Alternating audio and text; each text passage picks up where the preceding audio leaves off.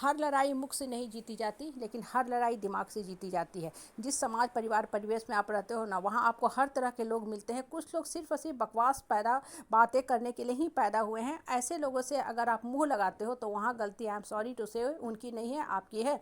क्यों? क्योंकि आपको पता ही नहीं किस तरह के आदमी के साथ बात करना चाहिए।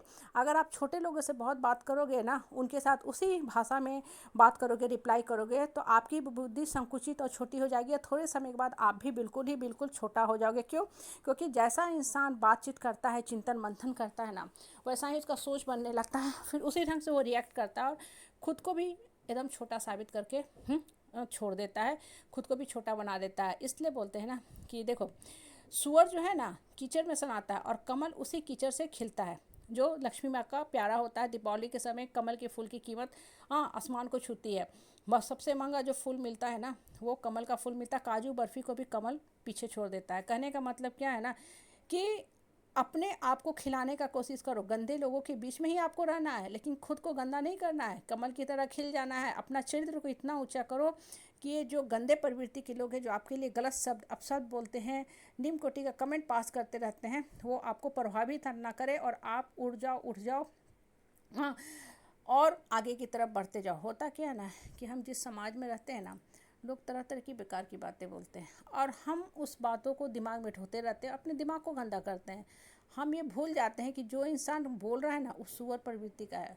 वो कचरा बात, गंदा बात करने के लिए ही आया है। वो हमेशा ऐसा ही बात करेगा।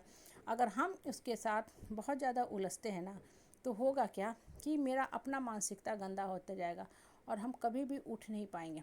क्यों? क्योंकि हम गंदी बातों का चिंतन करेंगे, मंथन करेंगे, गंदी बातें सोचते रहेंगे, और जितना ज़्यादा हम बेकार की बातें सोचेंगे, बोलेंगे ना, मेरा अपना जीवन का स्वरूप भी वैसा ही होता जाएगा। इसलिए बोलते हैं ना कि अच्छी बातों का चिंतन करो, और हर लड़ाई मुख से नहीं जीती जाती है। क्योंकि जितना ज़्यादा आप लो टपके का बात करोगे ना, तो आपका अपना जीवन का दिशा और दशा खराब होगी। जैसे आप कोई पढ़ाई ही कर रहे हो, बहुत लोग छिटाकसी करेंगे, खराब बातें बोलेंगे, अरे क्या पढ़ रहा है, ये ऐसा ब्रांच पढ़ा लेकिन फिर भी इसको अच्छा पैकेज का जॉब नहीं हुआ।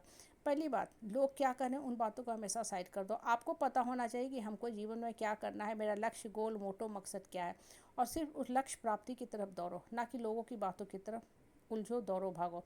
लोगों को बोल रहे हैं, बोलने दो। उनके पास इतना खाली समय है कि दुनिया जहान का वो चिंतन मंथन करते हैं, लेकिन आपके पास इतना समय नहीं होना चाहिए। आपका फोकस इनवर्ड होना चाहिए, ग्रोथ की तरफ होना चाहिए, बढ़ने की तरफ होना चाहिए। आप क्यों लोगों की बातों का चिंतन करके अपने दिमाग को गंदा करते? इसका मतलब कहीं ना कहीं प्रॉब्लम आप में है। आपके पास खाली समय है, आपका जीवन लक्ष्य की तरफ नहीं जा रहा है। अर्जुन की फोकस मछली की आँख की तरफ थी, मछली का आँख भेजा। चिड़िया की आँख की तरफ थी, चिड़िया का आँख भेजा। वो लोगों की बातों को नहीं सुना, ठीक है, इसलिए सफल रहा। इसलिए लोग बोलते हैं ना, अर्जुन की तरह दिव्य दृष्टि होनी चाहिए, अर्जुन की तरह दिमाग होना चाहिए। मतलब फोकस क्लियर होना चाहिए, हमको क्या करना है। और जितना ज़्यादा माइंड क्लियर क्रिस्पी रहेगा ना, शांत रहेगा, आप फोकस आपका उठा लोगे। आप अपना दिमाग को शांत कर लोगे और उस जो फोकस पॉइंट है वहाँ जाके सफल हो जाओगे। इसलिए बोलते हैं कि रहना इसी समाज में है, समाज से भी अलूफ नहीं होना। ऐसा नहीं कि आप वन में चले जाओ कि अरे अब हम वन जाके पढ़ेंगे, जो कभी पॉसिबल नहीं है। रहना, पढ़ना, उठना सब यही है।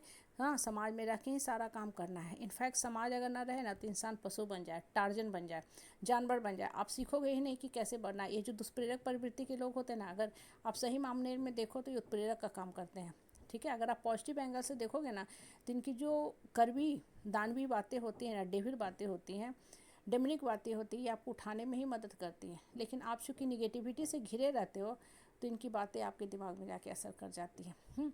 आत्मनिर्भर बनो, स्वावलंबी बनो, अपने आप पे विश्वास रखो। मतलब कि ये सोचो कि हाँ, जो हम काम कर रहे हैं सफल करें, और इस काम में हम सफल होके ही रहेंगे। हालांकि कभी कभी समय लगता है तो मन और आत्मा जवाब देने लगता है, लेकिन जो असफलता मिल रही है ना, वो कुछ ना कुछ आपको सिखा रही है। असफलता आपको सिर्फ गिराने के लिए नहीं आती है, आप किसी ऊंचे काम के लिए बने हुए। इसलिए भगवान चाहता है कि आप और जोश होश के साथ, शक्ति के साथ इस फील्ड में उतरें और फिर आप सफल हों। इसलिए बहुत बार इंसान बहुत बार गिरता पड़ता है, फिर वो सफल हो जाता है, क्योंकि हर असफलता से वो सीख लेता है और नेक्स्ट टाइम उसी काम को और अच्छे ढंग से करता है। कहने का मतलब क्या है ना, कि जीवन में ना गोल के प्रति, लक्ष्य के प्रति समर्पित रहो। और कोई भी चीज़ ना एक दिन में नहीं होती। चाहे आप क्रिकेटर बनो, आप फुटबॉल के खिलाड़ी बनो, या बहुत बड़े सॉफ्टवेयर इंजीनियर बनो, या कोई सिविल इंजीनियर बनो, या किसी फील्ड में जाओ, या डॉक्टर बनो।